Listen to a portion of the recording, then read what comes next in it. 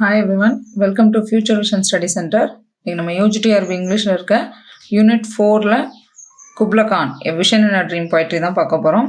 So Kubla Khan A Vision in a Dream written by Samuel Taylor Coleridge.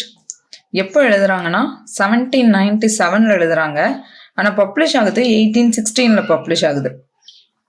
So எதனாலனா இவங்க இந்த ஒர்க்கை 1797 எழுதுகிறப்போ எதை இன்ஸ்பயர் ஆகி எழுதுறாங்கன்னா சாமுவேல் பர்ச்சாஸுடைய பர்ச்சாசஸ் பில்கிரிமேஜ் அப்படிங்கிற ஒர்க்கை வந்து படிச்சுட்டு இருக்காங்க.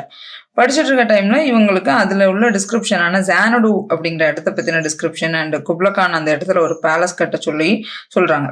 ஸோ இதை படித்து முடிக்கிறப்போ அந்த டைமில் இவங்க வந்து ஓபியம் எடுத்திருக்காரு கால்ரிட்ஜ். ஸோ அது முடிச்சதுக்கப்புறம் இவர் தூங்கிடுறாங்க. அதில் வந்து விஷன்லாம் வச்சு இவர் வந்து ஒரு ஒர்க் எழுதலான்னு சொல்லி ஸ்டார்ட் பண்ணுறப்ப போர்லாக்லேருந்து வந்த பர்சன் இவரை வெளியே கூப்பிட்டு போயிடுறாங்க. ஸோ அவருக்கு அந்த விஷன் எல்லாம் மறந்து போகுது, கொஞ்சம் கொஞ்சம் தான் ஞாபகம் இருக்குது. அதை வச்சு இவங்க என்ன பண்ணுறாங்க, இந்த ஒரு போய்ட்ரி எழுதுறாங்க. ஸோ அப்போ இனிஷியல் டைமில் இவர் என்ன நினச்சிருக்காங்க, இது வந்து ஒரு ஃப்ராக்மெண்ட்டாக இருக்குது, பாதி தான் ஞாபகம் இருந்தது, அப்போ அதை வச்சு தான் எழுதியிருக்கோம், இது ஒரு கம்ப்ளீட் ஒர்க்காக இல்லை, அதனால இதை நம்ம வந்து பப்ளிஷ் பண்ண வேண்டான்னு தான் நினைக்கிறாங்க. லேட்டர் லார்ட் பைரன் தான் இவர் இன்சிஸ்ட் பண்ணி கால்ரிட்ஜ் இன்சிஸ்ட் பண்ணி என்ன பண்ணுறாங்க, இந்த ஒர்க்கை பப்ளிஷ் பண்ண வைக்கிறாரு. ஸோ அதனால தான் 1816 என்ன ஆகுது, பப்ளிஷ் ஆகுது. ஸோ இந்த ஒர்க் வந்து மொத்தமாக 3 ஸ்டான்ஸா 54 லைன்ஸ் இருக்குது. ஃபர்ஸ்ட் ஸ்டான்ஸால் அவர் வந்து அந்த பேலஸ் பற்றின டிஸ்கிரிப்ஷன் வந்து கொடுக்குறாங்க. குப்லா கான் வந்து ஜானடுங்கிற இடத்துல ஒரு ப்ளஷர் டோம் பில்ட் பண்ண சொல்கிற மாதிரி என்ன பண்ணுறாங்க, ஆரம்பிக்கிறாங்க.